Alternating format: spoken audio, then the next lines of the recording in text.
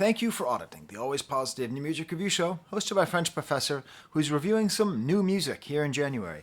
Very little new music comes out this month, so I'm excited to talk about Sprint's album, Letter to Self. Sprints is the name of the band. It's weird. It's a good name. It's maybe a good name. Hard to say quickly. But, while I'm on this channel, I talk a lot about different kinds of rock and roll. I talk mostly about hip hop and rap, but I talk a lot about rock as well. And in general, I'm always hesitant because I call a lot of things post-punk, and then people always get mad at me because post-punk has a specific definition. I argue the definition has changed, especially in the post-16 era. That's what I'm calling the era we live in. Since 2016, which I think when history looks back at this time, we will say is when we all went nutty. So in the post-16 era, there's a kind of post-punk music, which I think we can observe and find a lot of similarities, guitar-based, intelligent, ironic, one element that sort of breaks them free of standard rock, whether that's instrumentation, time signatures, songwriting style. Often it's some kind of complexity. And really, the thing I feel you see the most is a real ambiguity about the front man, or the lead singer, to be less gendered about it, okay? Or about the front person, because it's not just about a lead singer. It's about whether or not a lead singer should have that swagger, should be that star of the show. I think this reached its height of ambiguity when Isaac left Black Country New Road, right? I mean, what could you do more to indicate the ambiguity about this than just stop being it? So while I'm listening to this great rock album and trying to figure out which side is it on, I think finally we're just going to say, by virtue of its gorgeous simplicity, Sprints is a rock band. Guitars, a real four-piece band, okay? Like, not 7 pieces, not 3, not 9, the most basic setup you can have. Bass, drums, lead guitar, rhythm guitar, singer. Just the most basic. The songwriting is sometimes basic to a fault. I mean, I was listening to this album with a guitar in my hand, and I was able to pick up most of the chords kind of as I was going, just listening, which says how simple the music is, because I'm not a very good guitarist. But still, it's really just this great, straightforward rock album, and perhaps the best part is that the lead singer, Carla Chubb, has got what I call the lead singer knob turned up to 7 or 8. Now, I know in English and British and Irish slang that knob means penis. I don't mean that. I mean like a knob like this, like one of these knobs, okay? Has that knob up to 7 or 8. Not a full 10, but she very clearly is a lead singer, is a front person, is somebody whose charisma, somebody whose presence helps to lend everything else in the music sort of focus and drive. Now, the rest of it's great. The drummer's very tasteful, very good. The bass player is solid with occasional moments of brilliance. The lead guitarist, is perhaps too restrained. Like, he does sort of, and I don't know if this is a Radiohead thing. I see Radiohead everywhere. But Johnny Greenwood often will do non-solos, leading up to solos, but not actually just go full on like it never quite goes there.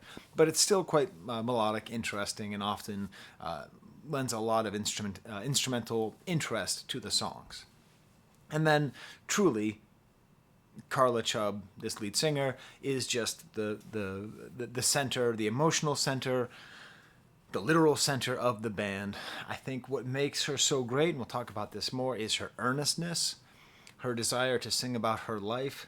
She sings in almost a stream of conscious way. She doesn't always rhyme. She often repeats. And it feels like she's really trying to describe her life to you, and if you open yourself up to it, you will hear it. That's perhaps the main element that's missing, I think, or that could perhaps be the most interesting division between post-punk and just rock and roll, is irony. I don't hear irony in this music. And it's funny, I just reviewed the Lemon Twig song, their new song, and a similar kind of feeling. Just like, wow, just they wanted to make a happy song, and they made a happy song. This album feels like this is somebody expressing themselves, and that's what they're doing. It's worth mentioning that, early in, I think it was even in January, that I reviewed Murder Capital, which is another band out of Dublin. And that was one of my favorite albums of the year. Just a really, really, really great album. Fontaine's DC is also out of Dublin, so there appears to be like a Dublin thing happening. I don't know. My knowledge of Ireland is painfully limited. I've never been there. I'd like to go someday. And one thing that made this review almost, I was almost hesitant to do it, is that they talk a lot about their music. There's a long article on Brooklyn Vegan. Worst name for a website I've ever heard. Brooklyn Vegan is so odious. Like, ugh. Is it satire? Is Brooklyn Vegan a satire name? Do you know how you... Anyways, moving on. It's good. Their content is quite good. And in that, the lead singer, I believe it was Carla Chubb, said, the anxiety-inducing bass, the snarling guitar, the music build-up, they are supposed to represent the internal struggle and the spiral that many of us suffer from. All right, well, you just did my job for me. What you just said, the way you just said it, that's a pretty good way of describing this music. There's also this degree to where, I don't know, it's interesting. So I'm going to go out on a limb here and talk about that. There's a sort of universal feeling when you're young of being misunderstood, of feeling kind of lost, of feeling kind of stuck between different worlds. And in this, she writes about it. She writes, I don't really care. I wear all my labels like a badge of honor. Everything I am has always been in the middle of two very clear binaries. I'm not butch, I'm not feminine, I'm not upper class nor working class. Standing in the middle of all these made me understand gender fluidity and sexual fluidity, all of that much better, because I'm living in the constant middle fluid space. I understand that that's a now thing, right? I mean, the discussions, especially of gender, have really increased to the benefit of humanity, okay? Us questioning the nature of gender, both physically and socially and culturally, all that stuff. But there's something about this album which isn't actually as of the moment as that makes it sound. It's just sort of a very emotional person describing their emotions, and I don't think it's particularly like pinged to those specific themes that she traces out. So let me give you an example with a stamp, and this is... This year, I'm not going to screw up. This year, I started an extra file in my Notes app. I take all my notes in Notes app, called Best Songs of 2024. And this is the first entry, Literary Mind. This song could totally be a total pop hit. Like if we were in the 80s, this could be one of those bands that has a couple of good albums, but one big hit, and everyone just knows them, like Thompson Twins or something. Hold Me Now. Like Thompson Twins are actually a pretty good band. Like the whole album, you listen to the whole album, it's not bad. But they're known for that one song. This, in a different world, would be that kind of hit if the top 20 was different than it is now. Has this great jangly guitar, almost like The Cure, sort of, kind of rumbling bass underneath. But the thing about this song is there's two times you listen to it. The first time and every other time. Because it has a catchy bit to it.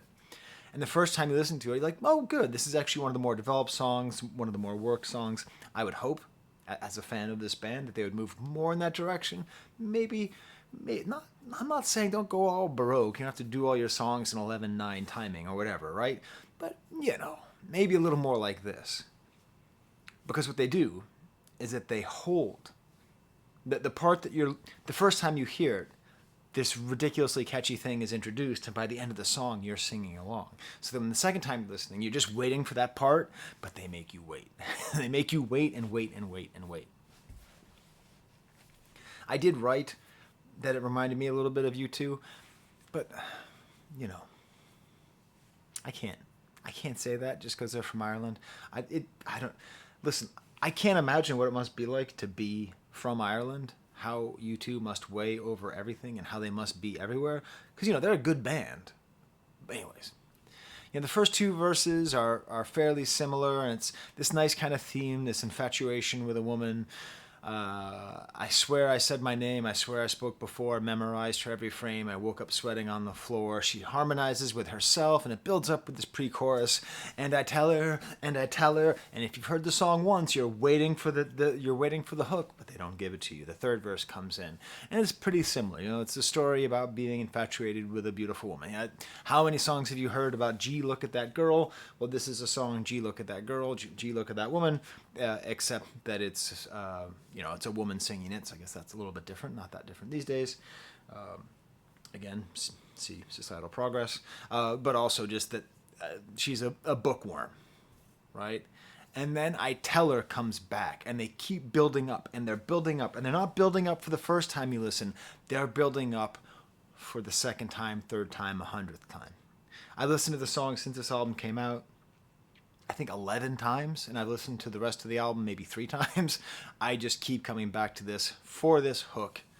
She's got a literary mind and a literary look. Just those lines over and over again. She's got a literary mind and a literary look. I know that I'm doing it with a British accent, not with an Irish accent. Please forgive me. When Americans try to do Irish accents, it's always stupid insulting, okay? So, what? Hey, can you tell me, if you're Irish, is it more insulting to do the like terrible American leprechaun thing, or to just make it sound like a British accent? Maybe I should just avoid the accent altogether. That's the answer. She's got a. I'll do it with a. I'll do it with a Scottish accent. She's got a literary mind and a literary look. She's got a literary hand and it's literally shook.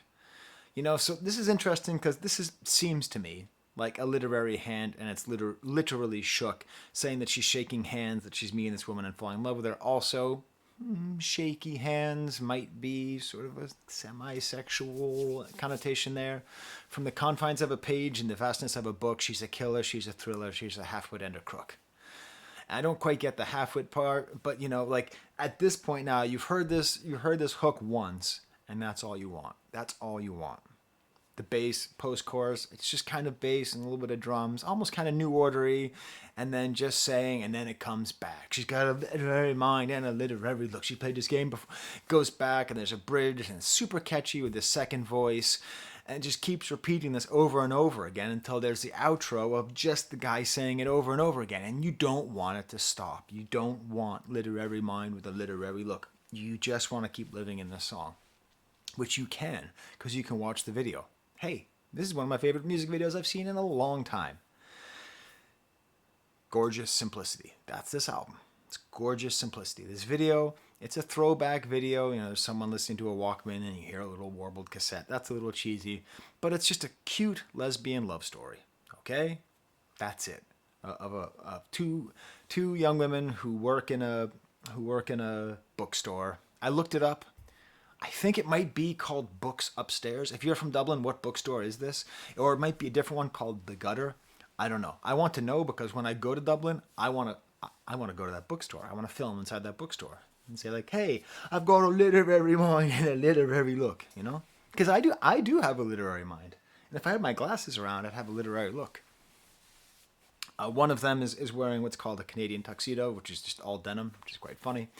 And it's just a cute, simple love story told over like a montage, you know, and a little uncertainty, and it's kind of a fantasy as well.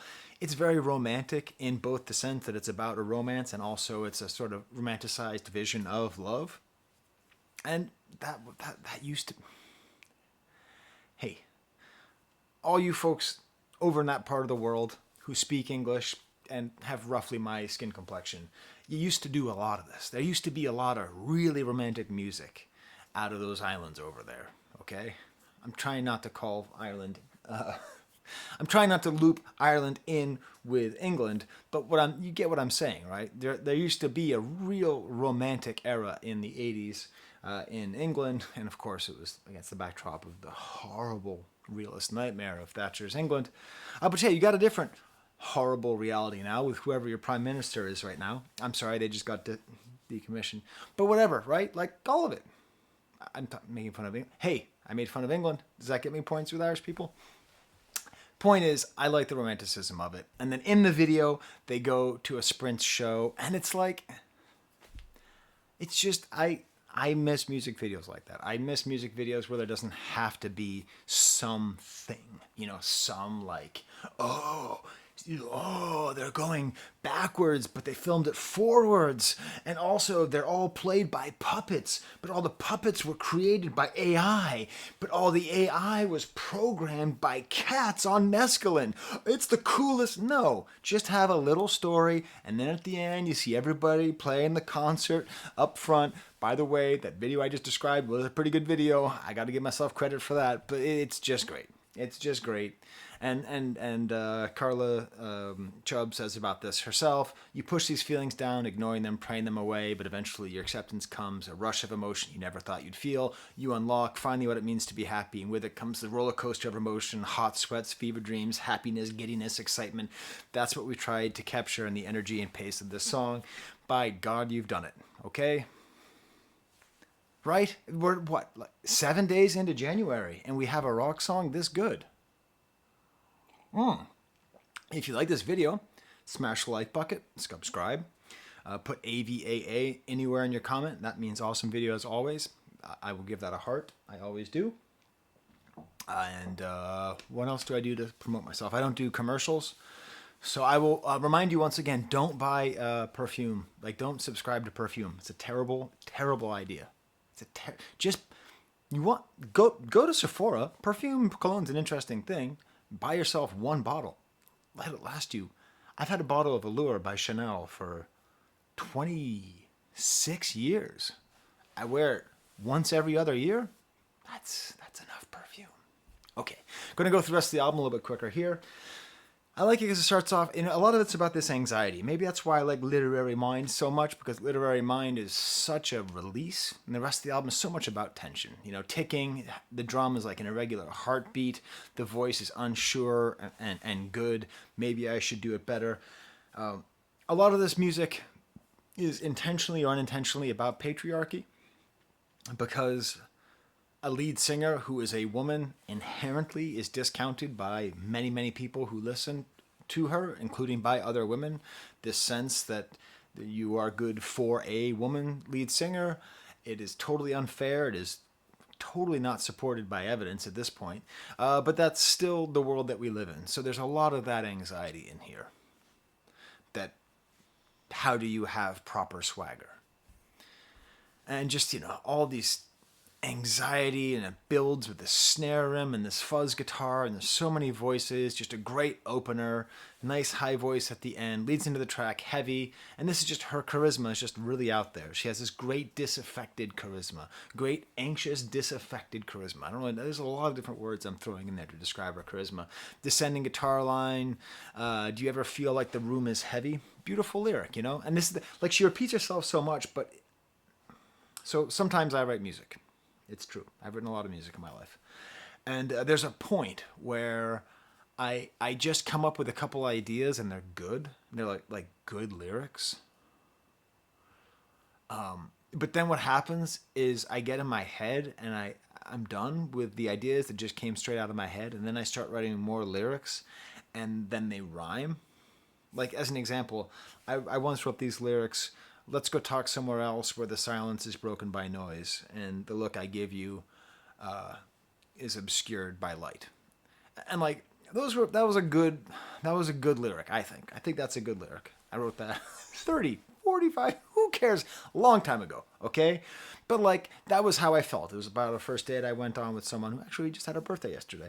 And you know, I had this whole like feeling of like alienation and being far away. And that first verse was great, but then the second verses I came back and I tried to rhyme everything. And it's like, you can tell. This album is all those first kind of verses. And sometimes she just repeats herself because the lyrics are all that immediacy. It's not that they're lacking poetry, it's that they're lacking being overworked, which gives it a great direct feel, which actually sort of makes this way more of a punk album than a post-punk album. Like, except for the fact of how it sounds, it's a very punk album. And that goes to the simplicity of the guitar as well. Maybe even kind of Gwen Stefani-ish singing. I'm not trying, listen. I've read a couple interviews. She constantly cites PJ Harvey as an influence. I'm not saying that all female singers sound the same, but this one song reminds me a little bit of No Doubt. Again, it's about anxiety. You get to the track Cathedral, nice chugging guitar playing on the toms. Mother, father, I'm sorry to say, my disposition lives to fight another day. Are any of us happy? Reminds me of another great Irish singer, Morrissey. My God, right? Mother, father, I'm sorry to say my disposition lives to fight another day. Are any of us happy? I don't. That's my interpretation because the song is not lugubrious at all. It breaks into kind of a standard punk coolness. The bass line does a cool thing, goes higher and goes lower. Nice punk chorus. Again, she says in an interview that this album was very connected to the album "Rid of Me" by PJ Harvey, which is just a great album. If it's possible, most of my viewers are under the age of 30, but most of them are smarter than I was when I was under 30. So if you haven't checked out PJ Harvey's catalog, it's ridiculously good. She says that it focuses on her experience and struggles accepting her sexuality, the inherent shame you feel growing up queer in Catholic Ireland, and the struggles with internal homophobia. So, good. We need more songs about that. They say I've gone cold while I'm drowning in the gutter. You see what I'm saying? That's a strong lyric. She says it a bunch of times. That's a strong lyric. Shaking their hands, little time signature play here. Again, they just do my job for me. This is another quote from that Brooklyn Vegan article. The first real pause for breath on the album. We always wanted the album to feel like a journey of sorts, and this is the first of the several twists and turns. I do have some complaints about this album. I think there need to be more of those twists and turns. It does get a little samey, but this is a nice break here. Nice. Okay, so just this is the thing. Like once you know a band is from a place, you cannot help yourself from associating it with other bands from that place. Okay? Thank God I've never listened to the Pogues, or else I'd be like, this is just like the Pogues. I know, you're mad at me, right? Because the guy just died. I don't want anyone to die. I remember people playing them for me when I was younger, and it was like, he's singing about being drunk. Isn't that cool? No. So I've just never been into any band that's about being drunk. Tom Waits, Dropkick Murphys, Pogues. Who's that other one? King T, his third album, The Alcoholics. Any band where that's their thing, I don't care about it. But tell me in the comments, what am I missing? I'm sure the Pogues are much better than I dismissed them because I was just an idiot 15-year-old kid. Point is, I hear a lot of My Bloody Valentine in this song, kind of shoegazy stuff, but that's just, so what? If they were from Belfast and not from Dublin, I would hear that or not? I'm so annoyed. I get mad at lazy critics because it's lazy and I see when they're lazy. But it's hard not to be lazy. It's hard not to make these stupid. So just strike that from the record, okay? If there's someone on a dactylograph, which is the thing they type on at trials. Why am I so hyper today? The thing they type on trials, just strike that from the record. They are not like My Bloody Valentine, okay? Adore, adore, adore. Reminds me of one of my favorite Marx Brothers jokes. Je t'adore, je t'adore. Shut the window too. I don't care. Guitar and bass, thumps, all about this. Like it has this great rock posture to it, And she says it's about her reaction to misogyny and criticism. It's funny because my daughter just did Model UN, which is like a thing where they pretend to be in the United Nations. And she just had a terrible time being patriarched all over. A bunch of kids like stole her ideas and talked over her and ignored her. And I apologize to all of the people because as part of the patriarchy, I've talked to other women my whole life up until the term mansplaining became a term and helped me to better understand it. I probably did it a lot more than I'd like to. It's terrible. They never called me beautiful. They only called me insane, talking about the way that the press talks about her. Jeez, this is very Smithsy. That is a very Morrissey thing to do. Like Morrissey was complaining about the press by like the middle of their first album. Shadow of a Doubt. I really like this song. The guitar is kind of quiet and tickling here, low tones coming in. And there's these lyrics. There's an urgent crying in my head and I am lost. Simple, beautifully made. It builds, and then she describes it, the slow and intensifying build, the crashing drums, swirling guitars, and chaotic climax all symbolize that pure, terrifying fall into depression and the almost silent call for help. It's the feeling of loneliness, abandonment, exile. It's shouting out into the void, thinking everyone can hear you, but they can't. You're just going to do your own review now. Can't Get Enough of It has like this wall of acoustic guitars, which is kind of cool. There's a little bit of bucka, bucka, bucka, bucka, bucka. Anytime you hear a guitar go bucka, bucka, bucka, bucka, it reminds you of a band that played the Sphere, but I'm not going to say their name because I'm done comparing bands from one city just because they're from that city. According to something I read, this seems to be about quarantine. I can't speak, I can't dream, I can't sleep, I can't leave. That's how it felt to be in quarantine. Nice little funky breakdown, catchy hook. Then we get to the stamp, literary mind with a literary look. She got a literary mind with a literary. She got a literary mind. I think they're going on tour. Maybe I'll like time a visit to go see my son in DC when they're playing in DC. That'd be fun. Next track is called A Wreck, parentheses, a mess. Oh, Jesus Christ. Look at my notes. I am such a hack. Do you understand me? Look at what a hack I am. Look at what I wrote in my notes. I'm not going to say that word out loud because I'm embarrassed of myself. For shame. God damn. Good thing this is not my job. Good thing this is just a hobby I picked up in the lobby. Because this whole thing's beneath me. It's just the album's good. Fuzz bass, kind of a sing-along thing. Life's a party, but I didn't ask for a dinner date. My mind is starved. Good Lord, she is so Morrissey-esque. I'm sorry, this is just like sometimes when I do these things, I don't edit, right? So I just came up with this idea, like, while recording. If you look at my notes, I don't mention Morrissey once because he's not from Dublin. You'd have to be an actual good music reviewer to make that connection before you hit record. But now that I think about it, it really is a pretty consistent theme, except, well, anyways, hopefully she doesn't turn into a piece of garbage. Can you please not paste, just go put on a brave face, said the pauper to the priest. I don't quite get it, but I get the frustration, and I do get the frustration at living in a Catholic country. She asked, could I even pass my own Bechdel test? Kind of funny. If you don't know, Alison Bechdel was a cartoonist who came up with the Bechdel test, which is the term that we use. Is there a movie that has two female characters that have names, that have a discussion about anything other than a man? Most movies don't pass that test. The majority of movies don't pass that test. Up and Comer is my second favorite track on the album. Go see the video. It gets their energy right there. Total banger. Just the great start and stop, knocking sounds, and these lyrics. She's good for an up and comer. You know, that whole 4A anxiety. The imposter syndrome is real, and for an up and comer. Good for an up and comer. Good for a girl. Good for a woman, etc. And that's, you know, it just sucks. It just sucks because she is good for a singer. She's good for a person doing the thing that she's doing. Nice little breakdown, some like melodic, like here we go, devil's knocking at my door, and has kind of like that start and stop feel. Letter to Self is the final track. I was sort of hoping for a ballad. It ends a little bit on a ballad, but only at the very end of it. Sort of kind of more of a modular song. A beautiful lyric. I can shake the leaves of hereditary. So that, you know, you should be pronouncing it hereditary, but turned it into hereditary. Kind of a funny, goofy line. Nice, quiet bass bit with just her lyrics. A lot of it's about like self-determination. And what I see doesn't have to be, these are the last words of the album.